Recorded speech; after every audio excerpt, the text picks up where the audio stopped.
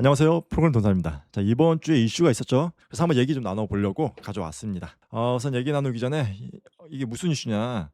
우선은 자 먼저 주식을 보죠. 지수로 보면은 지수가 난리죠.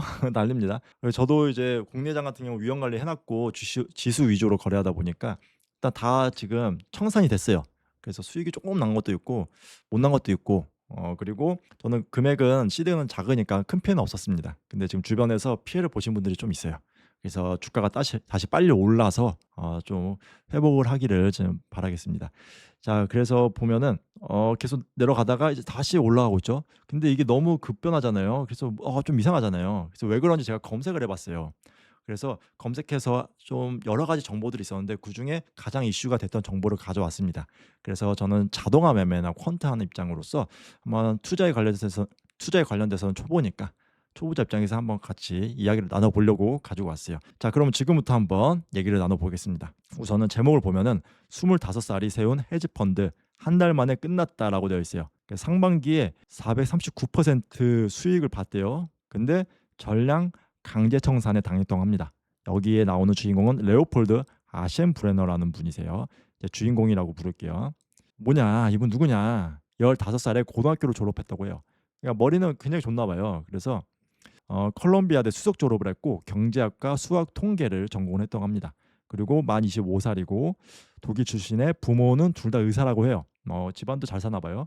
그리고 생긴 것도 잘생겼습니다. 그래서 레오폴드 아셴브레너 이분에 대해서 얘기를 좀 할게요. 이분이 가는 곳마다 사건이 뭔가 하나씩 터졌다고 합니다. 그래서 2022년에 FTS 재단 펀드 팀에 소속해져 있었고 FTS는 제가 영상 재밌게 올린 게 있으니까 그거 보고 오시면 좋습니다. 그리고 파산 직전에 사임을 했다고 해요. 그래서 이게 첫 번째 뭔가 하나 터진 거고요. 그리고 두 번째 2023년에 오픈 AI 슈퍼 얼라이먼트 팀에 들어갔다고 합니다. AI가 사람보다 똑똑해지면 이걸 연구하는 팀이래요. 근데 여기서도 해고를 당했다고 해요. 이사회의 보안 경고 메모에 대해서 유출을 시켰나 봐요. 그래서 그거 이후로 잘리고 나서 이분이 뭘 했냐? 펀드를 창업을 했습니다. 뭘로?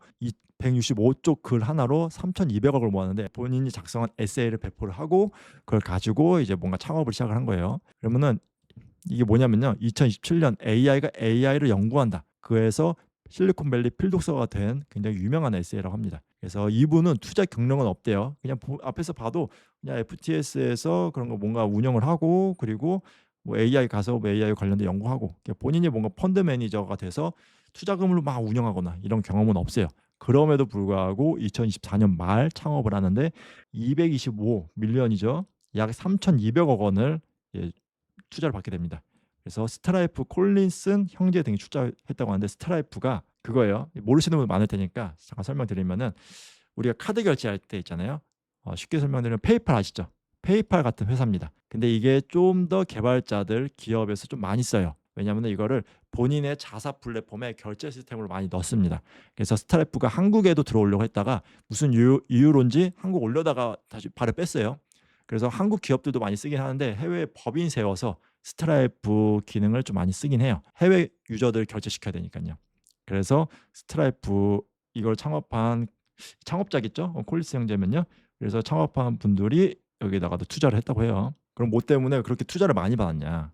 그의 주장은 딱 하나입니다. 오른쪽으로 갈수록 똑똑해지는 거라고 보시면 돼요. 그래서 처음에는 AI 지능 수준이 유치원생이었다가 초등학생, 고등학생 이제는 스스로가 연구자가 되는 거예요. 그래서 보시면은 여기 보시죠. 여기 GPT-2, GPT-3, GPT-4 그리고 2027년은 어떻게 되냐 이게 나와 있는데요. OMS라는 게 100배씩 좋아지는 거 보시면 됩니다. 성능이 100배씩 좋아진다.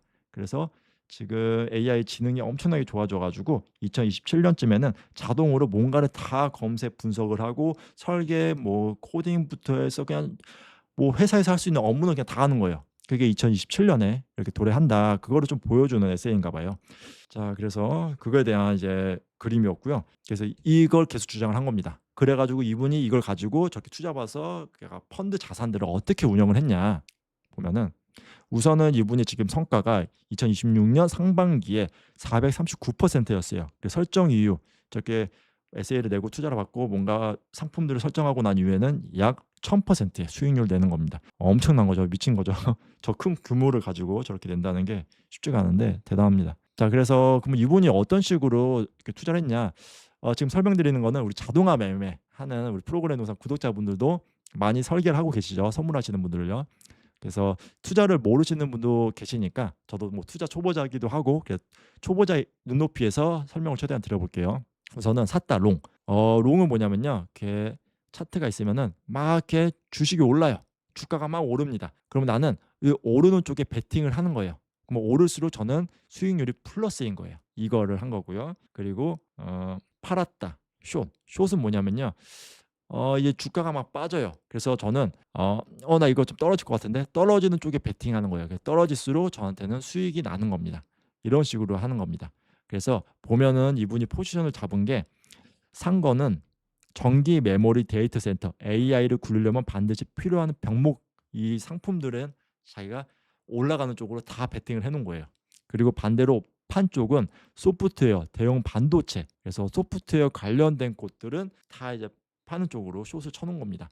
근데 반도체도 올라가는데 근데 이거는 뭐 투자 고수분들은 아시겠죠? 이유가 있겠죠? 그리고 이제 팔았다. 숏은 이제 소프트웨어나 뭐 엄청나게 큰 대형 반도체 같은 거를 소프트웨어 공급하는 그런 회사들.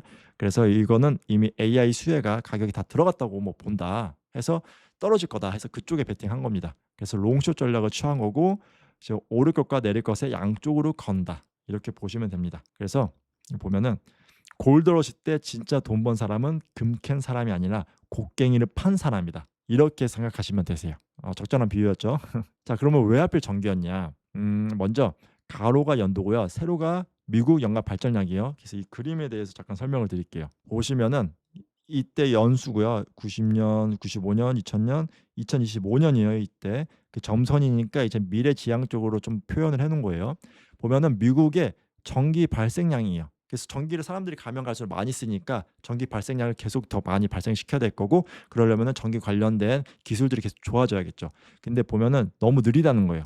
근데 AI가 발전되고 도입된 이후로는 2023년 2030년까지 AI 이제 사용량이 이만큼 늘어날 건데 이 AI가 소비되는 소모량이 이만큼 늘어날 건데 전기 지금 공급해 주는 거는 너무 지금 작다. 그러니까 어느 순간부터 AI가 이걸 따라잡을 거다. 이거를 지금 보여주고 있는 겁니다. 그래서 이것 때문에 이제 미국 발전량을 2000차 제자리 그리고 이 AI 수요가 2030년에 따라잡는다.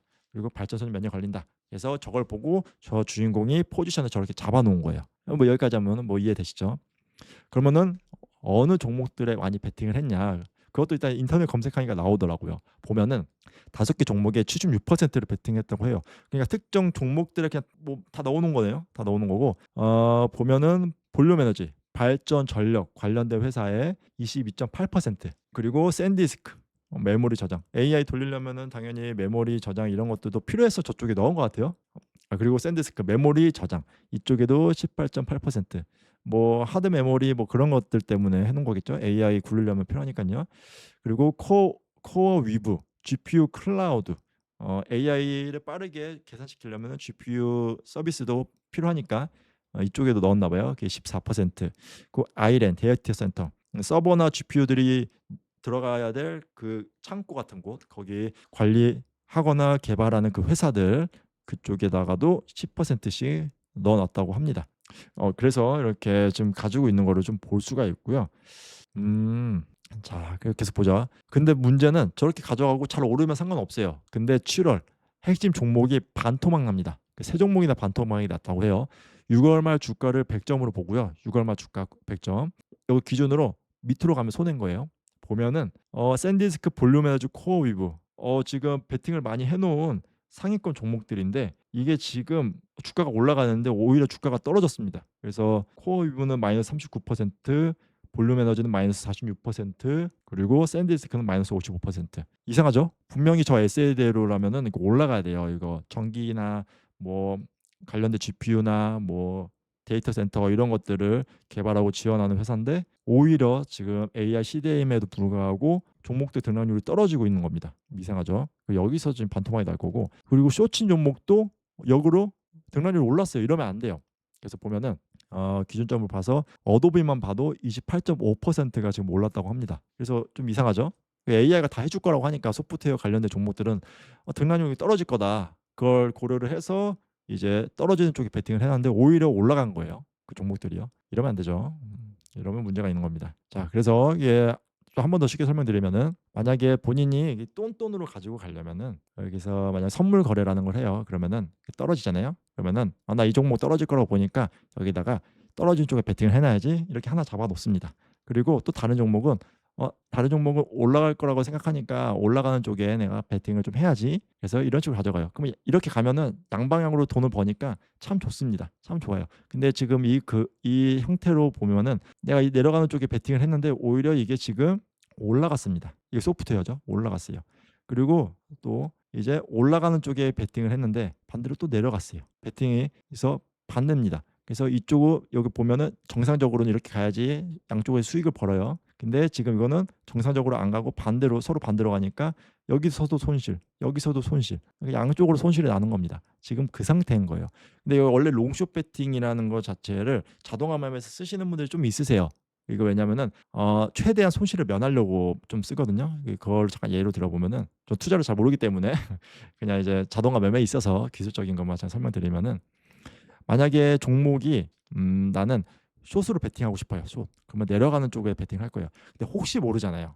혹시 몰라요. 안 내려갈 수도 있잖아요. 그러면은 역으로 그 비슷한 종목 중에서 어떤 거는 올라가는 쪽으로 둡니다. 비슷한 종목. 비슷한 종목도 원래 떨어질 거라고 가정하에 베팅을 해야 되는데 그러면은 둘 다 떨어지면은 난 손실이 둘 다 나잖아요. 그래서 하나는 역배팅을 해놓는 거예요. 올라갈 수도 있다라고요. 그러면은 어떻게 해서든 둘이 만나니까 손실은 면하죠. 수익은 줄더라도요.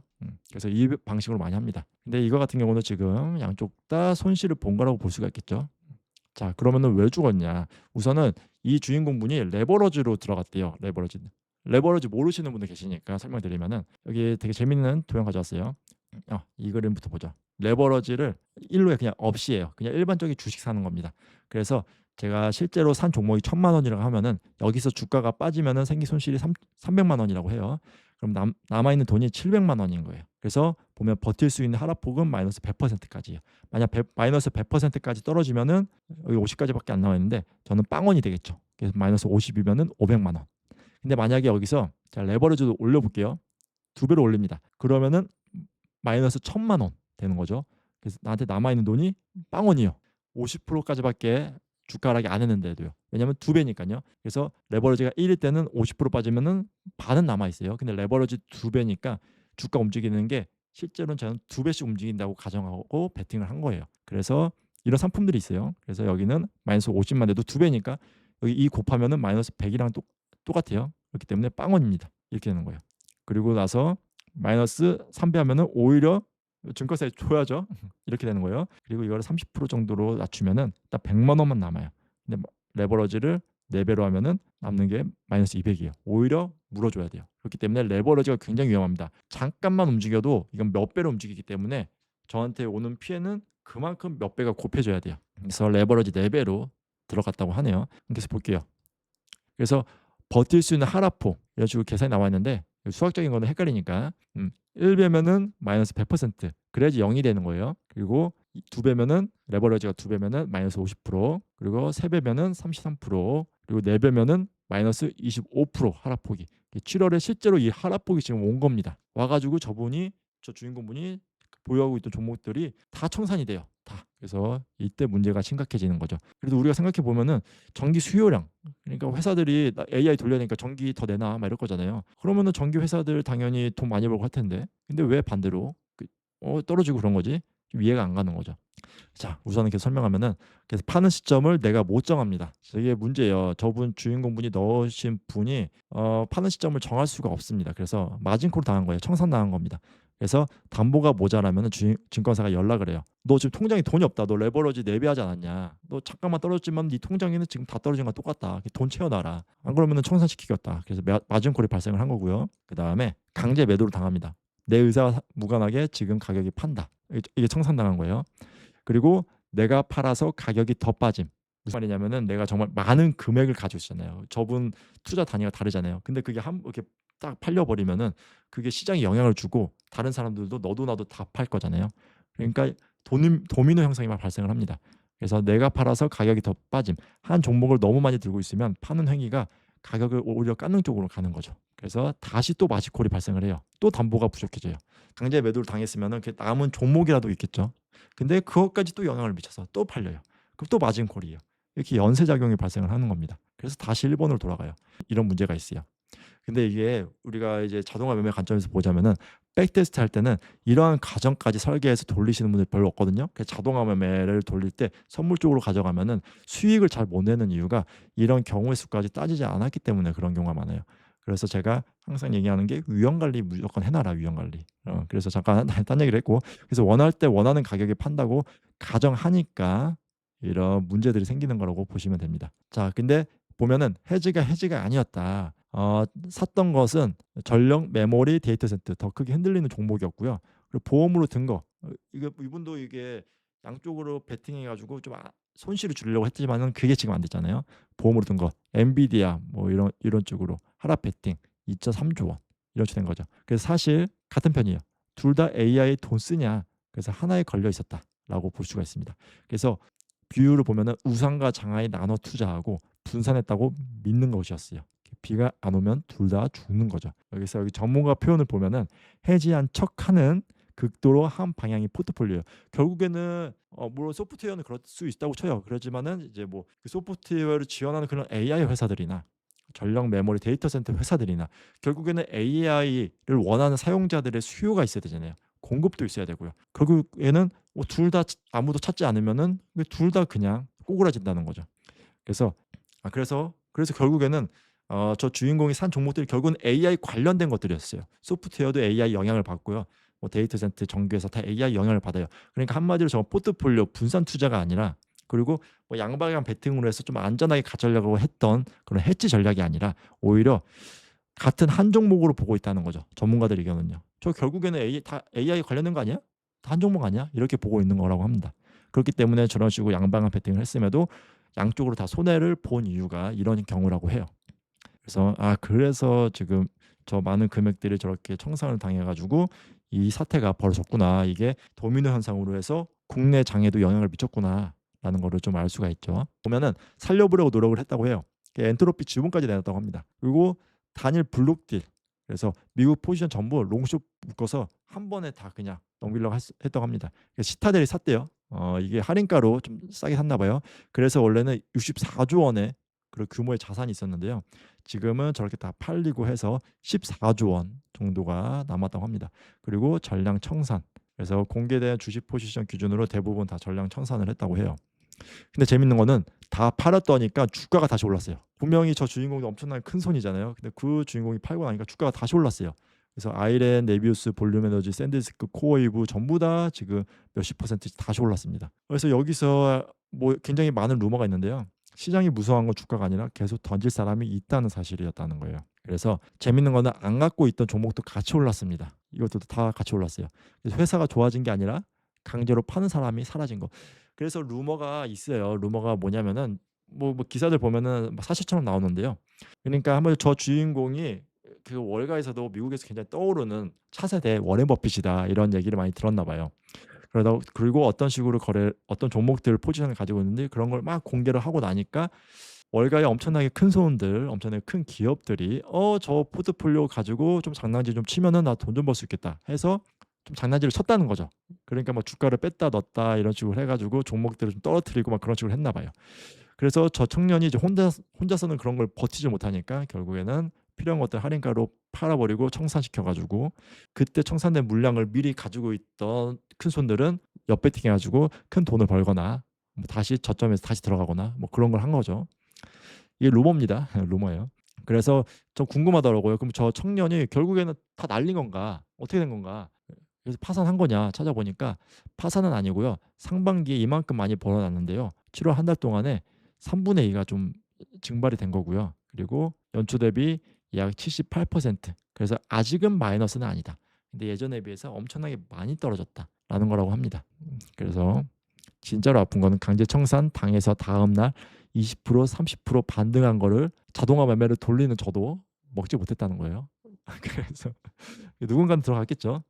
자, 그런데 이제 펀드는 죽진 않았다. 남은 자산, 공개된 저 포트폴리오 공개된 주식들만 좀 털린 거고 남은 자산이 아직 남아 있고, 그래서 엔트로피 주분 약 7조 원, 남은 자산의 절반이라고 하는데, 뭐 15월 상장설이 돌잖아요. 뭐 좀 그거를 기다리고 있나 봐요. 그리고 재밌는 거는 대박이더라고요. 투자 인력이 4명이래요. 20조가 넘는 돈을 4명이서 굴려가지고 저 정도 성과를 냈다고 합니다. 대단하죠. 그래도 남은 자산이 이만큼 많이 남아 있다는 게 대단합니다. 그리고 오늘 8월 1일부터 새 투자금을 받겠다고 합니다. 그래서 작년 초 이후 최고의 매수 기회라고 나와 있고, 이제는 저런 식으로 뭔가 포트폴리오 공개되진 않겠죠. 공개되고 나서 바로 저 사태가 벌어졌으니까요. 자, 그래서 여기서 우리가 좀 얻을 수 있는 건 뭐냐? 우리는 뭐 저렇게 안 하고 몇 백만 원, 몇 천만 원, 몇억 사이즈로만 자동 매매 돌리는 거니까 종목은 맞췄다. 사이즈에서 죽었다. 그의 판단은 아직 유효하다. 그래서 저도 뭐 말은 못하지만은 저도 저렇게 좀 청산을 당하고 나서 좀 정신 차리고 다시 뭐 추세 보면서 다시 들어가고 막 지금 그러고 있습니다. 내가 좀 조금만 들어가고 있어요. 이제 시드를 좀 줄여가지고 들어가려고요. 좀 국내 주식이 너무 변동이 심하니까요. 그래서 그의 실수 레버러지 4배. 레버러지를 적당히만 썼다면은 저렇게 뭔가 막 이렇게 공격을 받았을 때도 버틸 수 있었을 거다. 뭐 그런 얘기도 있습니다. 그래서 펀드 이름이 상황 인식이었다. 정작 본인 포지션은 그걸 인식하지 못했다라는 또 제목의 글도 있다고 해요. 그리고 재밌는 거는 저런 사태가 역사적으로 계속 반복이 됐다고 해요. 그래서 저도 반복된 역사들을 하나씩 좀 가져와서 소개를 드릴 예정인데요. 물론 자동화 매매 엮어서 설명드릴 거예요. 뭐 여기서도 뭐 레버러지로 저런 피해를 봤다고 하고, 아마란스라는 분도 좀 레버런스 한 종목에 분산 투자하지 않고 집중했다가 손해를 봤다고 하고, 아르케고스 이분도 뭐 비슷한 과정으로 손해를 봤다고 합니다.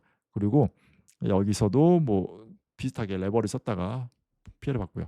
아이디어가 사람을 죽이는 게 아니라 거기에 너무 크게 건 것이 죽인다. 레버러지를 정말 투자 잘하시는 분들은 잘 쓰지만은 그게 아니신 분들은, 제가 항상 얘기하죠. 자동화 매매 돌릴 때 안전하게 그냥 위험관리 분산 투자하면서 돌려라. 그래서 그렇게 해서 소소하게라도 수익이 나면은 그때 그 수익 난 여분으로 또 다른 거를 만들어서 돌려라. 이런 얘기 좀 많이 합니다. 그래서 보면은 자동 매매라면은 숫자로 박아라. 그래서 상한을 먼저 최대 배수를 정해놓고 해라. 딱 전체 계좌에 얼마큼 떨어지면은 더 이상 거래 안 하겠다. 그런 식으로 하는 거죠. 그리고 여기서 그게 이게 그 얘기죠. 그 전체 계좌에서 최대 수익률 중에 얼마큼 떨어지면은 좀 멈추거나 아니면 레버리지 크게 하면은 그 납폭 같은 경우도 좀 작게 가져가는 게 좋습니다. 오히려 레버리지 클수록. 레버리지 클수록 이 MDD 납폭을 너무 크게 가져가면은 오히려 이전에 벌어놓은 걸 다 잃을 수가 있거든요. 근데 물론 그래서 무조건 이전에 벌어놓은 거를 지키는 게 우리한테 중요한 거예요. 그래서 레버리지는 최대한 하지 말고 웬만하면은 최대 납폭 MDD 유지하면서 갈 수 있게끔 위험 관리나 분산 투자에 집중해서 자동화 매매를 돌리는 걸 추천드리고요. 그리고 청산 시뮬레이션 중에 마진콜을 백테스팅에 넣어 보시는 걸 추천드립니다. 이거는 선물하시는 분들. 물론 저는 아직 넣어보진 않았어요. 왜냐하면은 마진콜이나 뭐 세금, 수수료 이런 거 다 때려놓고 백테스팅 돌려도 그거 가지고 실전에 간다고 한들 그렇게 안 돼요. 왜냐하면은 저 같은 프로그램 매매하시는 분들이 굉장히 많고요. 포지션 잡는 것도 어렵고, 그리고 지금처럼 알 수 없는 이유로 저렇게 갑자기 후두둑 떨어지는 걸 우리가 어떻게 캐치하겠어요. 그렇기 때문에 백테스팅을 당연히 돌려야 돼요. 돌리되 그걸 가지고 그대로 삽입을 하지 말고요. 그냥 마진콜이나 저런 거 넣었을 때 결과는 이런 식으로 나올 수 있겠구나. 그럼 위험 관리나 분산 투자를 이렇게 가져가야겠구나. 이렇게 세팅해서 돌리는 걸 개인적으로 추천드립니다. 물론 저는 투자에 대해서는 물론 저도 투자 공부 열심히 하고 있는 사람으로서 그냥 자동화 매매 관점에서 얘기를 잠깐 드렸고요. 근데 그는 그거를 지키지 않았다는 거죠. 4배 무조건 위험군에다가 투자를 했고요. 무조건 위험 상품에다가 넣어서 투자를 했고, 전멸선이 마이너스 25%인데 7월에 그 선이 실제로 왔다는 거죠. 본인이 포트폴리오 공개된 종목들이 실제로 그만큼 이상 떨어졌으니까요. 자, 그래서 몇 배까지 걸어도 되냐? 이거는 그래서 몇 배까지 걸어도 되냐? 이거는 그래서 이걸로 가지고 자동화 매매 돌리는 우리 컨트 뭐 하시는 우리 프로그램 구독 그리고 자동화 매매 돌리는 우리 프로그램 구독자분들은 뭐 뭔가 교훈을 얻을 수 있겠죠. 보면은 종목은 맞췄다. 근데 사이즈 죽었다. 뭐냐면은 그의 판단은 아직 유효합니다. 그래서 저도 청산 당했지만은 다시 좀 보고 있어요. 간 보고 다시 들어가려고 하고 있고, 물론 시드는 좀 줄여서 가려고요. 변동성이 너무 커가지고. 그리고 그의 실수 레버러지 4배. 레버러지를 좀 적당히 썼으면 좋았을 텐데 레벨을 계속 가지고 갔다는 게 좀 약간 수익은 많이 벌 수 있어도 반대로 손실 나면은 그만큼 손실 크게 나니까 그게 문제였다. 그래서 펀드 이름이 상황 인식이었는데 정작 본인 포지션은 인식하지 못했다. 라는 이런 글이 있고요. 그리고 역사는 반복된다고 해요. 98년에도 레버러지 관련돼서 2006년에도 뭐 한 집중 분산 투자 안 해서, 그리고 2021년에도 뭐 레버러지, 2020년에도 관련된 레버러지. 그래서 벌면은 왕창 벌지만은 위험 관리를 안 했기 때문에 이런 문제들이 좀 생겼다라는 거고, 자동 매매라면은 숫자로 박아라. 우리 자동 매매 하잖아요. 상한선을 먼저 정하고요. 뭐 상한선 기준으로 뭐 얼마큼 떨어지면 팔겠다. 그렇게 정해야 되고요. 그래서 그 상한선을 좀 정해 놓으면 좋을 것 같고, 그게 납부 기준이죠. 그러니까 한마디로 뭐 MDD일 수도 있고요. 그래서 상한선 정해 놓은 거에서 얼마큼 떨어지면은 나는 좀 팔고 오늘 좀 쉬겠다. 뭐 이런 것들도 정해 놓으면 좋고요. 그리고 청산 시뮬레이션. 백테스팅의 마진콜 수수료 세금 다 때려 넣고 내 전략이 먹히는지 테스트를 하고 나서 실전에 넣잖아요. 근데 뭐 제 개인적으로 항상 얘기하는 건데, 실전에 넣어도 그거대로 안 할 겁니다. 안 될 확률이 높아요. 왜냐면 저같이 프로그램 매매하시는 분들이 좀 많고, 그래서 포지션 잡기도 어렵고요. 그거 외에도 지금처럼 갑자기 주식이 급변하는 상황, 그것까지 다 테스트를 해볼 수 없잖아요. 그래서 백테스팅 결과를 보고 내가 어떤 식으로 위험 관리 분산 투자를 가져가면 좋겠냐라는 걸 판단을 해서 자동화 매매에 삽입을 해서 돌리는 거를 개인적으로 좀 추천을 드립니다. 뭐 최대한 잃지 않는 게 중요하잖아요. 근데 그는 이제 그걸 어긴 거죠. 4배, 레버리지 4배 했고 전멸선 20 마이너스 25%였는데 7월 달에 그 선이 실제로 와버린 거죠. 뭐 올 줄 몰랐겠죠. 본인 에세이대로 당연히 그 회사들이 성장할 줄 알았는데, 꼭 회사들이 실적이 좋아도 그렇게 주가가 흐른다는 보장이 없었다는 거죠. 누군가가 자산이 큰 사람들이 장난질을 치면은 주가는 급변할 수 있다는 거. 그거를 요번 뭐 루머긴 하지만은 좀 보여주는 사례인 거죠. 자, 그래서 한번 최대 납폭 이런 게 뭐냐, 위험 관리 중요하니까 설명드리면은, 우선은 내 계좌 납폭이 마이너스 30%까지는 허용을 하겠다라고 만약 기준을 정했어요. 그래서 여기 보면은 1,500만 원에서 1,050만 원 되는 것까지는 오케이, 내가 어떻게든 견디겠다, 뭐 이런 걸 정해놨어요. 그러면 내 전략의 최대 납폭이 만약에 마이너스 5%가 나왔어요. 뭐 등락률이라고 볼 수도 있겠어요. 그럼 이거의 6배잖아요. 그럼 만약에 제가 잃은 금액이 마이너스 30%예요. 그러면은 여기서 원금에 필요한 수익이 플러스 43%입니다. 이게 무슨 말이냐면은, 내가 만약에 투자를 했고 0%예요. 그리고 지금 이게 100만 원 투자를 했습니다. 근데 이게 떨어졌어요. 그럼 마이너스 10%가 됐고, 그러면 90만 원이 되겠죠. 제가 이거를 나중에 다시 들어가서 10%만큼 벌려고 해요. 10% 벌면은 0이잖아요. 근데 실제로 금액은 여기서 10%면 99만 원이에요. 그럼 1만 원 어디 갔어요? 1만 원 더 벌어야죠. 그래서 실제로는 11%를 벌어야 됩니다. 내가 이런 것보다 버는 게 더 커요. 이런 걸 보여주는 겁니다. 그리고 만약에 내 전략이 마이너스 10%까지는 좀 납폭이 나온다. 그러면은 원래 계좌 납폭하려고 했던 게 이제 3배니까 이런 폭을 만약에 더 크게 가져갈게요. 마이너스 50%. 그러면 저는 마이너스 50%만 이넣는데 다시 원금을 회복하려면은 플러스 100%를 벌어야 돼요. 그리고 만약에 마이너스 15%, 여기를 더 이제 완전 마이너스 90%까지 훅 떨어진 거예요. 훅 떨어졌습니다. 100만 원에서 10만 원만 남은 케이스죠. 그러면 이건 원금 회복하려면은 플러스 90만 원, 플러스 900%로 벌어야 돼요. 이런 게 있어요. 저 때 막 강제 청산 당했어요. 막 다시 벌어서 그만큼 다시 채우려고 해요. 그러면은 이런 것보다 버는 게 저만큼 더 많아야 된다는 거죠. 이런 문제가 있습니다. 그래서 미래 납폭은 과거보다 항상 큽니다. 그래서 계산된 배수에서 한 단계 낮춰서 계산할 수 있도록 해야 됩니다. 그래서 무조건 안전하게 가져가는 게 중요하고요. 그리고 만약에 최대 계좌 납폭까지 떨어진다. 계좌 납폭을 실제로는 마이너스 30%까지만 잡으면 안 돼요. 마이너스 5% 최대한 짧게 잡는 게 좋아요. 뭐든지요. 그만큼 떨어지면은 그날 좀 쉬어야겠죠. 자동화 매매도 좀 정지시키고요. 왜냐하면 뭔가 장이 내 전략이 안 맞다는 의미니까요. 그래서 그거에 대해서 이해를 위해서 잠깐 설명을 드렸고요. 종목 말고 위험 요인을 세라. 상관계수 0.8 넘으면 한 종목이다. 지금 앞에서 저 청년이 보여준 것처럼 종목을 이렇게 가져갔잖아요. 근데 이게 상관관계들이 서로 확인을 할 텐데 그게 0.8 이상이면은 비슷한 종목들이다. 그래서 이게 한 종목이나 마찬가지다라고 보는 겁니다. 그럼 이거는 분산 투자 개념이 아니다. 그거를 지금 설명하고 있는 거예요. 그리고 전략 분산, 종목 분산, 전략 분산은 뭐 같지는 않다. 그래서 추세 추종만 3개 돌리면 사실상 전략은 1개다. 그러니까 내가 전략들도 추세 추종일 수도 있고요. 뭐 반등하는 종목들, 종가 매매 뭐 여러 가지로 좀 나눠서 해보는 게 어떠냐. 그런 걸 좀 얘기하는 겁니다. 아니면 뭐 테마주일 수도 있고요. 그래서 그리고 전략 분산을 해라. 종목 분산이나 전략 분산 다른 거예요. 뭐 같은 종목이어도 전략을 다르게 세워서 들어갈 수도 있는 거고요. 그러니까 추세 추종만 하지 말고 뭐 맞죠. 고점 매매도 있을 수 있고요. 뭐 여러 가지 전략들, 기술적 분석, 차트 분석들이 있을 수 있고요. 그것도 좀 나눠서 계산해서 들어가는 게 어떠냐. 그거를 좀 보여주는 겁니다. 제가 유형 관리할 때 설명을 드리지만은 저는 주로 추세 추종을 위주로 많이 하긴 해요. 오히려 종목 분산에 좀 집중하는 편입니다. 그리고 비중 상한, 확신이 들수록 위험하다. 한 종목 상한은 확신이 생기기 전에 정해둬야 한다. 물론 그 종목의 뭐 등락률, 변동률 크기라든가 뭐 재무 상태 어떤가 이런 것들을 좀 리서치를 하고 기반으로 자동화 매매를 돌려야겠죠. 그래서 이거는 사람들마다 스타일이 다르니까 이런 유형 관리 요소들을 좀 알고 있으면 좋다라는 거고요.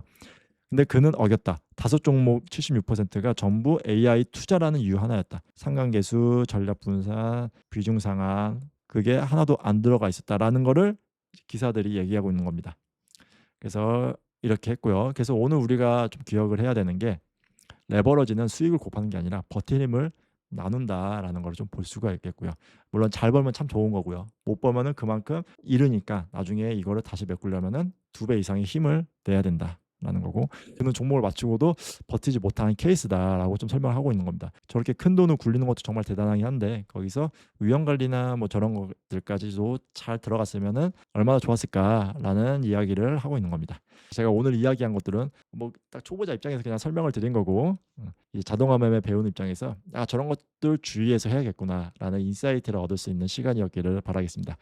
자, 그럼 프로그램 동사는 오늘 여기까지 좀 얘기를 나누고요. 그리고 다음에 또 이렇게 유익하고 정보가 될 만한 이야기들을 가지고 와서 이렇게 나누도록 하겠습니다. 자, 그러면 우리는 또 다음 시간에 뵙도록 할게요. 안녕.